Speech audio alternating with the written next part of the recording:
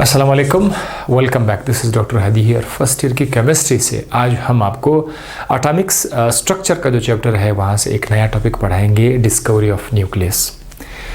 Scientist आते हैं, atom के ऊपर काम करते हैं, इलेक्ट्रॉन डिस्कवर हो जाता है, प्रोटॉन डिस्कवर हो जाता है, इलेक्ट्रॉन की प्रॉपर्टीज़, प्रोटॉन की प्रॉपर्टीज़, न्यूट्रॉन डिस्कवर हो जाता है। अब न्यूक्लियस की बारी है। न्यूक्लियस कैसे डिस्कवर हुआ वो आज आपको पता चल जाएगा।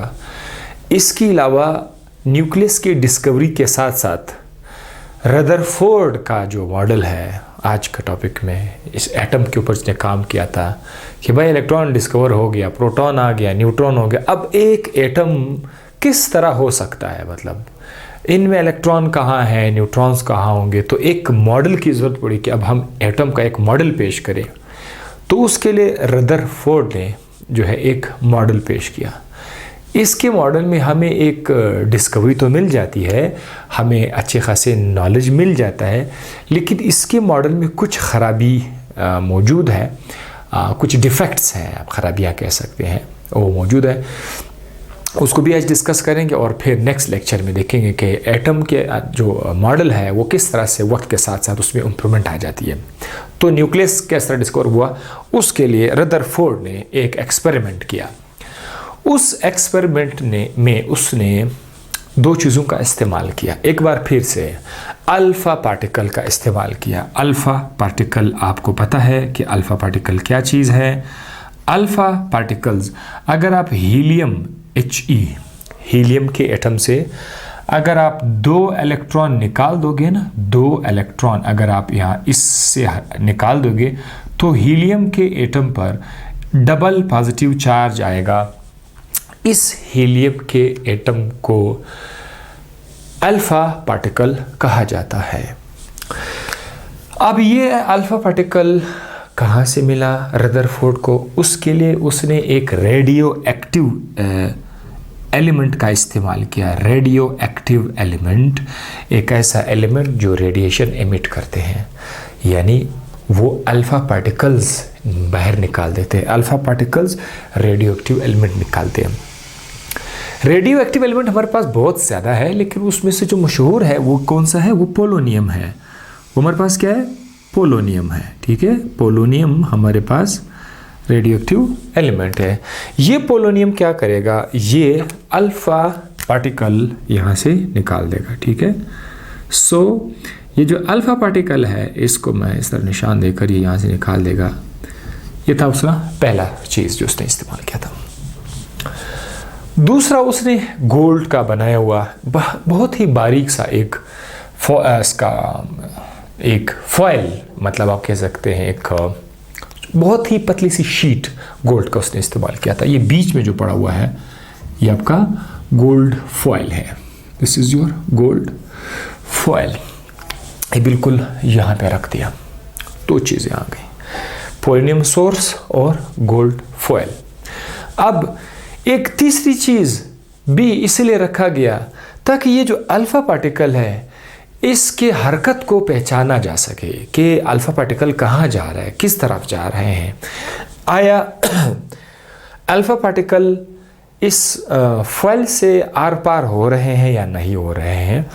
तो उसके लिए उन्होंने क्या किया, क्योंकि अल्फ़ा पार्टिकल नज़र तो नहीं आते, लेकिन अल्फ़ा पार्टिकल रोशनी देते हैं। रोशनी देते हैं कब? जब ये जिंक सल्फाइड के ऊपर जो है हिट करते हैं। मतलब जिंक सल्फाइड का अगर एक चादर रख दिया जाए तो अल्फ़ा पार्टिकल नज़र नहीं आता, लेकिन जब अल्फ़ा पार्टिकल जिंक के जो शीट है, जिंक के शीट पर जब ये लग जाते हैं तो जिंक के शीट पर चमक प्रोड्यूस हो जाती है। तो चमक से अंदाज़ा हो जाता है कि ये अल्फ़ा पार्टिकल हिट हो रहा है। तो इसके लिए उन्होंने क्या किया, इस पूरे जो गोल्ड फॉयल है इसके आसपास उन्होंने एक दूसरा सा शीट रखा जिस पर जिंक सल्फाइड की कोटिंग लगी हुई है। बस इसका मकसद सिर्फ इतना था कि अल्फ़ा पार्टिकल का पता लगाया जा सके कि कहाँ जा रहा है। अब देखिए ना, अगर यहाँ पर कोई चमक प्रोड्यूस हो रही है, यहाँ पर कोई चमक अगर प्रोड्यूस हो रही है, यहाँ पर अगर कोई चमक प्रोड्यूस हो रही है, यहाँ पर कोई चमक अगर प्रोड्यूस हो रही है, तो उसका मतलब ये है कि अल्फ़ा पार्टिकल यहाँ से जाने के बाद, हिट करने के बाद, ये यहाँ से यहाँ पर लेग हिट हो रहा है, ठीक है। अच्छा, अब उसकी ऑब्जर्वेशन देखते हैं कि उसने क्या देखा जब उसने यहाँ से पोलोनियम से अल्फ़ा पार्टिकल को बम्बार्ड किया, हिट किया। यहाँ पर ज़ाहिर है एक छोटा सा गेट है, होल है, यहाँ से ये अल्फ़ा पार्टिकल जो है ये आ जाते हैं, हिट करते हैं। किसके ऊपर हिट करते हैं? गोल्ड फॉइल के ऊपर जब ये हिट करते हैं तो नाउ यहाँ से ये 3 बातें मैं आपके लिए स्पेशली बताऊँ, मोस्ट फ्यू और वेरी फ्यू। ये पूरा जो मॉडल है मेरे अंदाजे से पूरा मॉडल इन 3 अंग्रेज़ी के अल्फाज के अंदर छुपा हुआ है, most few and very few. अब आप यकीन नहीं करोगे कि इन 3 अल्फाज का कितना बड़ा गहरा मतलब है यहाँ पर। Most of the alpha particle जो थे, यानी यहाँ से जितने ज़्यादा अल्फा पार्टिकल जितने भी आ रहे थे, जितने भी अल्फा पार्टिकल आ रहे थे, जितने भी आ रहे थे, उनमें से क्या था, अक्सरियत में वो पास आउट हो गए, सीधे जो है वो यहाँ से गुजर गए, ठीक है। वो बिल्कुल सीधे यहाँ से जाके क्या हो गए, गुजर गए। ये था उसका मतलब, ये मोस्ट ऑफ जिससे हम लोग लफ्ज़ इस्तेमाल करते हैं, मोस्ट वो इस तरह से था। अब फ्यू, कुछ अल्फ़ा पार्टिकल्स ऐसे थे कि वो सीधा होने के बजाय, सीधा जाने के बजाय वो डिफ्लेक्ट हो गए थे। डिफ्लेक्ट का मतलब है कि मतलब उसका डायरेक्शन ये है, लेट्स सपोज उसका डायरेक्शन ये है, ये उसका डायरेक्शन है, उन्होंने इस तरफ जाना था लेकिन वो इस तरफ नहीं जा पाए, वो स्ट्रेट नहीं गए, वो बेंड हो गए। बेंड का मतलब क्या है? बेंड का मतलब क्या है कि वो एक एंगल से बेंड हो गए, ठीक है। उन्होंने यहाँ से जो उसका अपना ओरिजिनल डायरेक्शन है, यहाँ से कुछ एंगल से जाकर वो बेंड हो गए। और कैसे पता चला? यहाँ पर उसकी जब चमक यहाँ से आई, यहाँ पर तो चमक था कि ये तो बिल्कुल सीधे रेज आ रहे, लेकिन यहाँ पर चमक प्रोड्यूस हुई। इसका मतलब ये कि यहाँ से रे ने अपने आप को डिफ्लेक्ट किया था, बिल्कुल जैसे बॉल को आप फेंक देते हैं, उसके सामने से कोई आप इस तरह एंगल से फेंक लेते हैं कि वो अपने आप को डिफ्लेक्ट कर दे, ठीक है। सो यहाँ से कुछ रेज ने अपने आप को एक एंगल से डिफ्लेक्ट किया था। तो ये यहाँ से कुछ इस तरह से भी हम बना सकते हैं कि वो इस डायरेक्शन में भी क्या हो गए, डिफ्लेक्ट हो गए। सो अक्सरियत के जो रेज है वो अनडिफ्लेक्टेड पास हो गए थे, और फ्यू रेज जो थे वो कुछ एंगल से डिफ्लेक्ट हो गए थे। अब वेरी फ्यू का मतलब है, वेरी फ्यू कि बहुत कम, उनसे भी बहुत कम ऐसे रेज थे कि वो क्या किया उन्होंने, उन्होंने जब हिट किया इस प्लेट के साथ, जब उन्होंने हिट किया तो वो बिल्कुल बाउंस बैक हो गए थे। ये देखिए, इस निशान का मतलब क्या है कि वो गोल्ड फॉइल के साथ टच हो गए और वहाँ पर बिल्कुल बाउंस बैक हो गए। जिस तरह बॉल दीवार के साथ बाउंस बैक हो जाता है, तो ये बिल्कुल बाउंस्ड बैक हो गए थे। तो वेरी फ्यू जो थे वो हमारे पास क्या होते हैं, बाउंस्ड बैक हो गए थे, और फ्यू जो थे वो हमारे पास जस्ट डिफ्लेक्ट हो गए थे विद सम एंगल, ठीक है। और ये जो है ये पास अनडिफ्लेक्टेड, ये बिल्कुल डिफ्लेक्ट ही नहीं हुए थे, ठीक है, अनडिफ्लेक्टेड। इतने आसान चीज़ें, ये 3 चीज़ें उसने ऑब्जर्वेशन करके देख ली। अब इस ऑब्जर्वेशन से तजर्बा यहाँ पर ख़त्म। मैं डायग्राम को हटाऊंगा, ठीक है। डायग्राम आप लोग इसकी स्क्रीनशॉट ले सकते हैं, क्योंकि यहाँ पर भी मैंने वही लिखा हुआ। ये जो अब जो आपका गोल्ड फॉइल है, अब मैं इसको उतार के ना यहाँ पे लाऊंगा, ठीक है। गोल्ड फॉइल अब हमारे पास यहाँ पे पड़ा हुआ है, this is our gold foil. लेकिन अब इसके अंदर मैं एक काम करता हूँ, गोल्ड फॉइल एटम ही से बना हुआ है ना, तो कुछ नहीं है। तो गोल्ड फॉइल के अंदर एटम्स इस वक्त मैंने लिखे हुए, ये जो गोल दायरे हैं ये उसके अंदर एटम है, गोल्ड के एटम्स हैं। तो हुआ क्या कि आपको पता है कि यहाँ से जो रेज थी, मतलब ज़्यादा रेज जो थी, मतलब ये जो एक अल्फ़ा, ये सारे के सारे अल्फ़ा पार्टिकल्स है यहाँ पर जो लाइन लगी हुई है, ये वाले अल्फ़ा पार्टिकल जो है यहाँ से आ रहे हैं, ठीक है, एटम के साथ से गुजर जाते हैं, ठीक है। ये ऐसे स्ट्रेट, ये भी गुजर जाता है स्ट्रेट, ये भी स्ट्रेट गुजर जाते हैं, ये स्ट्रेट गुजर जाते हैं, ये स्ट्रेट गुजर जाते हैं, ये स्ट्रेट गुजर जाते हैं, ये स्ट्रेट गुजर जाते हैं इस तरह से, ठीक है। ओके, इसमें से यहाँ पर मैं क्या करता हूँ, यहाँ पर मैं एक दरमियान में यहाँ पर ज़रूर कोई ना कोई वज़नी चीज़ पड़ा है। दरमियान में हर एटम के अंदर दरमियान में कोई वज़नी चीज़ पड़ा हुआ है। उस वज़नी चीज़ पर ज़रूर पॉजिटिव चार्ज है। कौन सा चार्ज है? पॉजिटिव चार्ज है। यानी अल्फ़ा पार्टिकल पर ख़ुद कौन सा चार्ज है? Positive charge. इन अल्फ़ा पार्टिकल के ऊपर पॉजिटिव चार्ज है। और यहाँ पर जो दरमियान में कुछ है, कुछ वज़नी चीज़ है। वज़नी क्यों है? क्योंकि अल्फ़ा पार्टिकल ख़ुद इतना वज़नी है। जब अल्फ़ा पार्टिकल इसके साथ टकरा कर वापस आ रहे होते, इसका मतलब ये है कि इसके पास अपना भी कोई वज़नी चीज़ पड़ा हुआ है, उस एटम के अंदर कुछ है। अदरवाइज़ अगर ये वज़नी ना होता तो ये अल्फ़ा पार्टिकल उस चीज़ को भी वहाँ से निकाल देते। इससे हमने एक लफ्ज़ जो इस्तेमाल किया ना, वो जो हैवी वाला लफ्ज़ है, वो इसलिए हमने इस्तेमाल किया क्योंकि अल्फ़ा पार्टिकल ने उनको निकाला नहीं अपनी जगह, सो दैट ये हैवी है।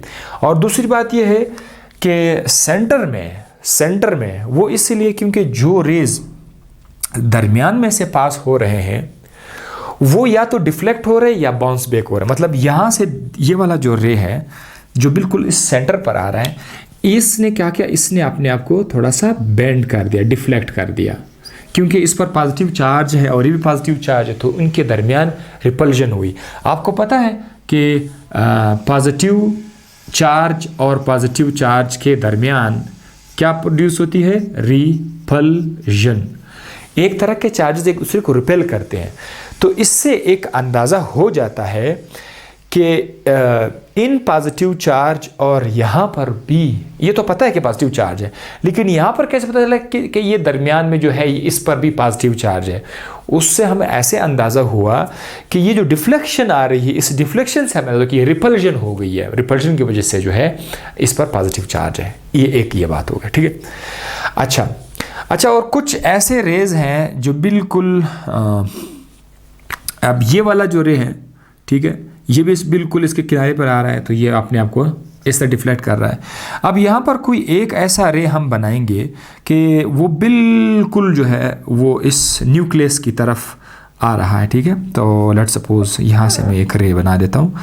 ये एक ऐसा अल्फ़ा पार्टिकल का रे है जो बिल्कुल एग्जैक्टली उस सेंट्रल न्यूक्लियस के साथ, उस सेंटर के अंदर जो एक वज़नी पार्टिकल पड़ा, एक वज़नी इलाका है, उस वज़नी इलाके के साथ बिल्कुल हेड टू हेड टच कर रहा है, तो ये बिल्कुल बाउंस बैक हो जाते हैं, ठीक है। यानी अगर उसके थोड़े से किनारे से जाए तो डिफ्लेक्ट हो जाता है, लेकिन अगर स्ट्रेट उसके साथ जाए तो डिफ्लेक्ट, क्योंकि ये बहुत वज़नी है, ये काफ़ी ज़्यादा, इसका वज़न ज़्यादा है, इसका वज़न कम है, तो इसका हिट करने के बाद ये बाउंस बैक करता है, ठीक है। इसमें बेशक वो रिपल्जन भी है, लेकिन बाउंस बैक से हम अंदाज़ा लगा सकते हैं कि ये काफ़ी वज़नी चीज़ है और ये दरमियान में है। अच्छा,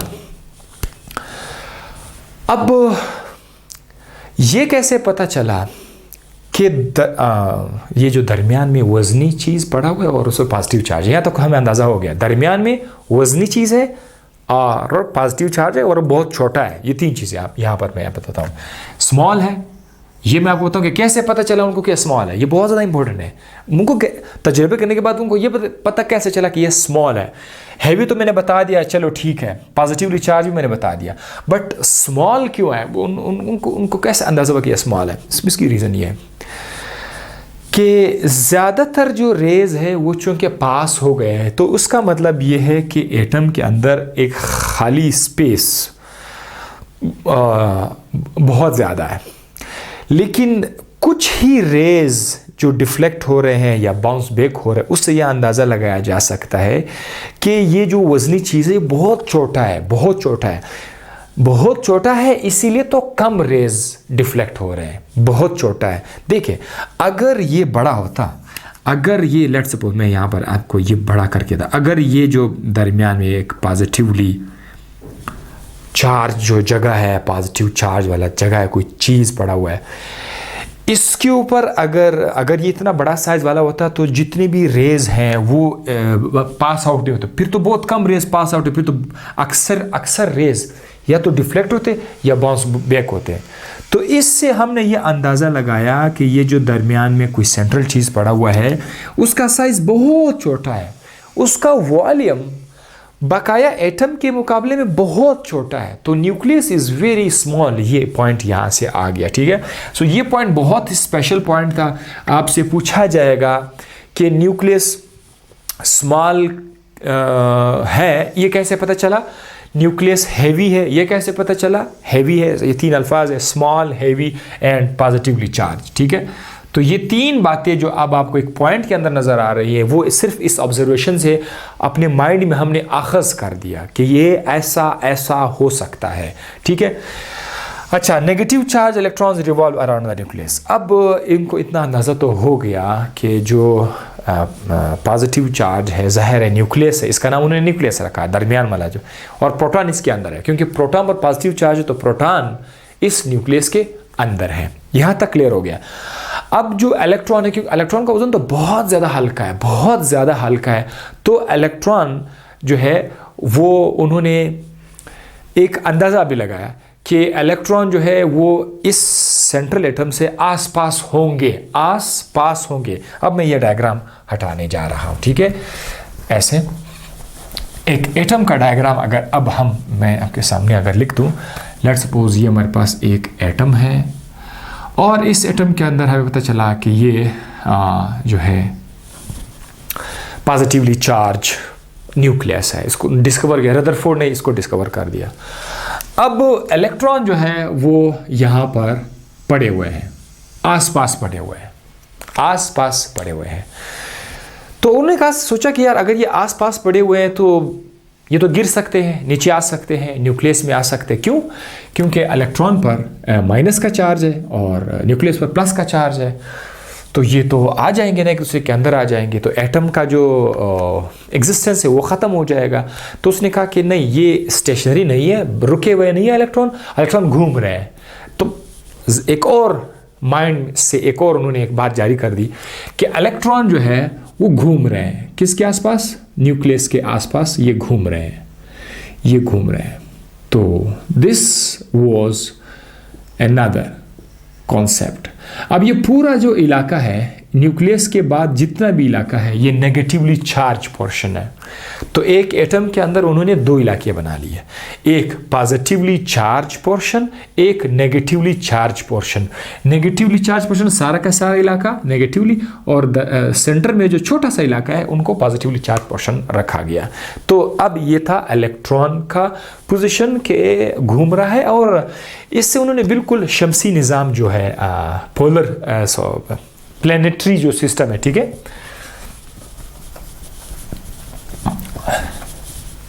हमारा जो प्लैनेट का जो निज़ाम है, जिसमें सन सूरज के आसपास क्या कर रहे हैं, सियारे घूम रहे हैं, ठीक है, उसमें आपका ज़मीन है और एक और प्लैनेट है, उसके बाद और प्लैनेट है, ठीक है, सब प्लैनेटरी सिस्टम है।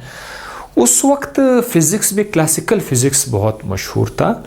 तो ये जो साइंसदान है रदरफोर्ड, इसने क्लासिकल फ़िज़िक्स को मद्देनज़र रखते हुए कि जिस तरह सूरज और सियारे हैं, सूरज के आसपास जो सियारे हैं, प्लैनेट घूमते हैं, उसने कहा कि इसी तरह से न्यूक्लियस के आसपास इलेक्ट्रॉन घूम रहे हैं।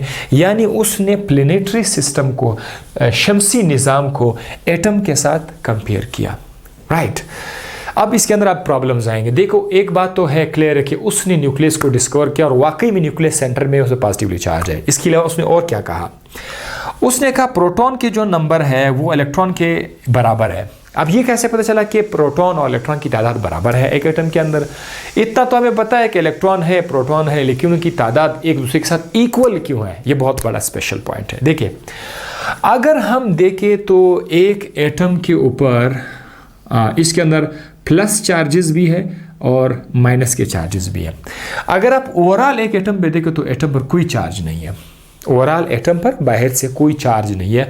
ओवरऑल एटम न्यूट्रल है। क्यों? क्योंकि अगर किसी एटम में 3 इलेक्ट्रॉन है, 3 नेगेटिव चार्ज है, तो उसके लिए फिर न्यूक्लियस के अंदर 3 पॉजिटिव चार्ज, 3 प्रोटॉन है। तो 3 प्रोटॉन और 3 इलेक्ट्रॉन अगर इस तरह का हालत हो तब ये मुमकिन है कि एटम पर कोई चार्ज नहीं होगा, एटम न्यूट्रल होगा।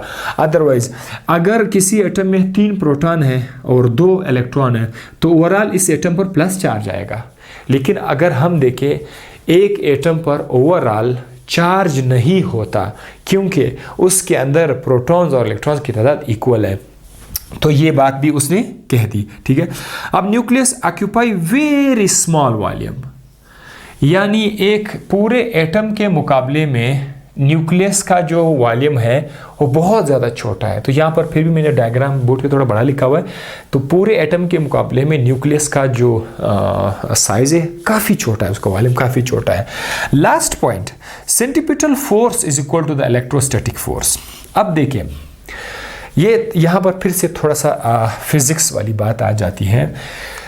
फिज़िक्स के पॉइंट ऑफ व्यू से जब आप किसी चीज़ को दायरे में घुमाते हैं, लेट्स सपोज आप यहाँ पे खड़े हैं और आप एक रस्सी है आपके पास, उसको आप घुमा रहे हैं, ठीक है, उसके अंदर कोई पत्थर वगैरह है, जो भी है आप उसको घुमा रहे हैं, तो होगा क्या कि ये चीज़ जो दायरे के अंदर घूम रहा है इसके ऊपर एक फोर्स लग रहा है, इस सब्जेक्ट के ऊपर एक फोर्स लग रहा है, FORC, फोर्स।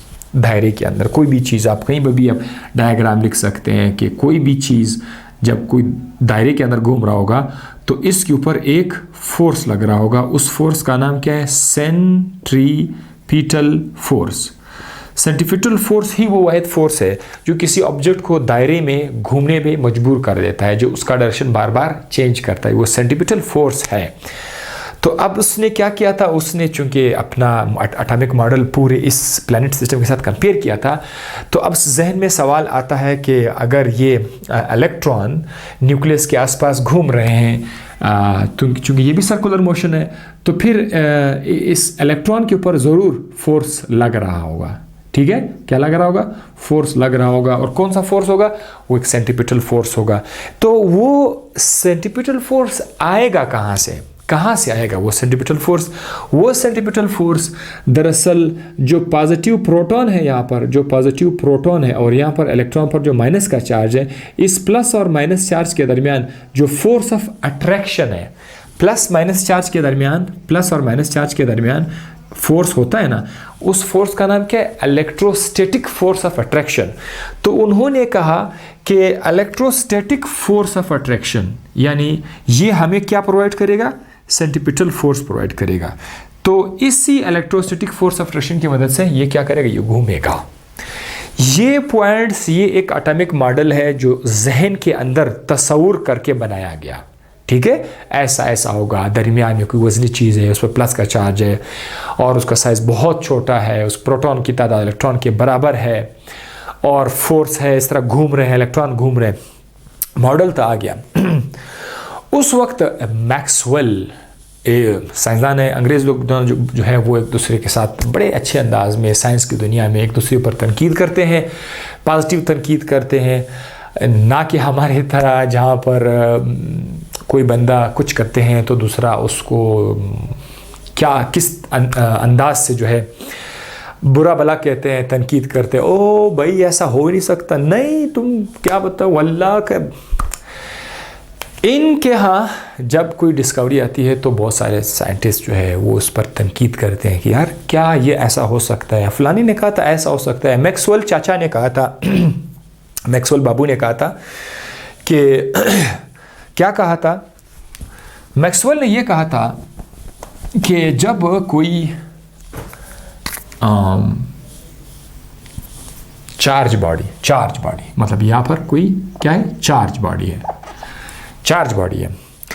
अगर कोई चार्ज बॉडी किसी सर्कल में मूव कर रही है, ठीक है, मूव कर रहा है, तो उससे क्या होगा?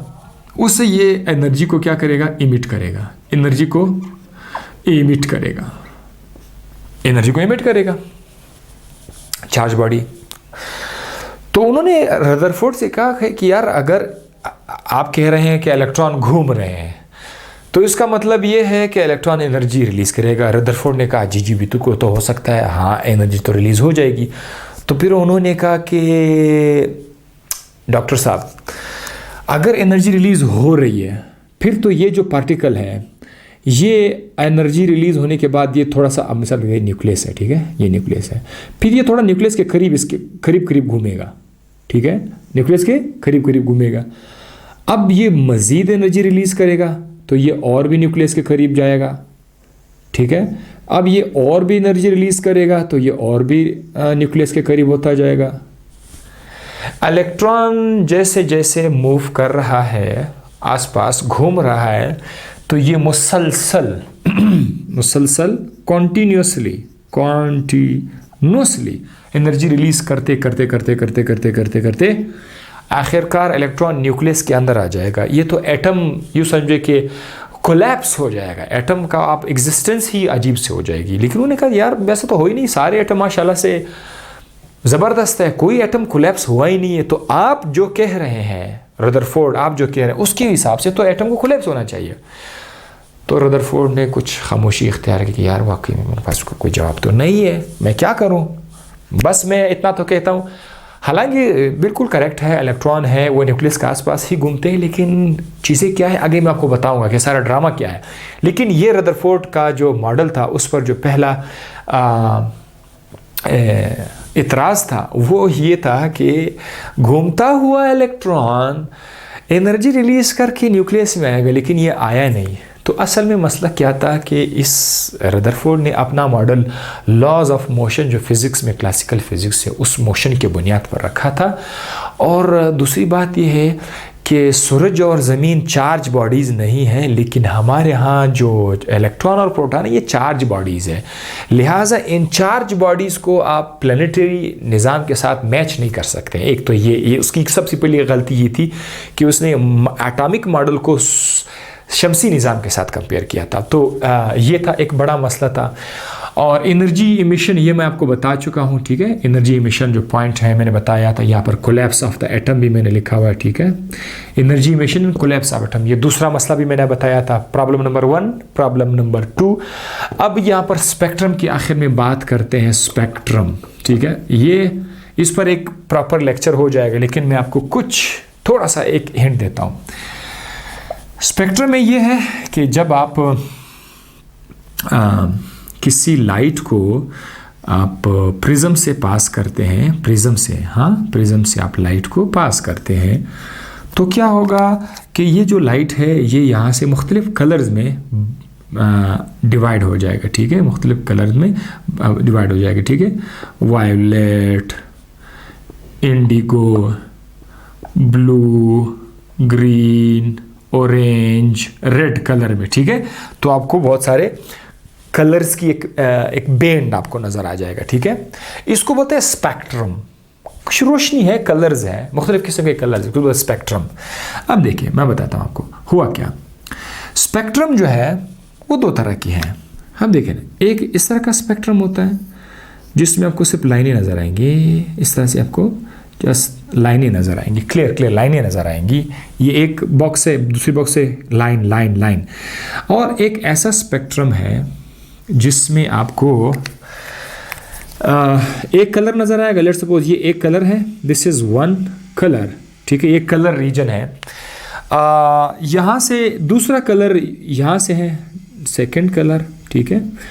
और यहाँ फिर से कलर है, ठीक है, यहाँ से फिर से कलर है, राइट।